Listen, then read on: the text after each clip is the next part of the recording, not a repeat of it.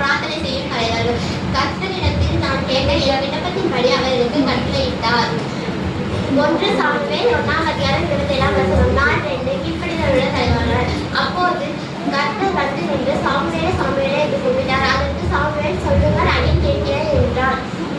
1 Samuel 3:10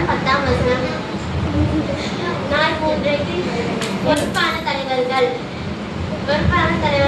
கர்த்தர் நம்முடைய நியாயாதிபதி, கர்த்தர் நம்முடைய நியாயபதிகள், கர்த்தர் நம்முடைய ராஜா, அவர் நமக்கு இரட்சிப்பார். ஏசாயா 33:22. நாள் 1 பிரார்த்தனை செய்யும் தலைவர்கள். கர்த்தரிடம் கேட்ட விண்ணப்பம்படி எனக்கு கட்டளையிட்டார்.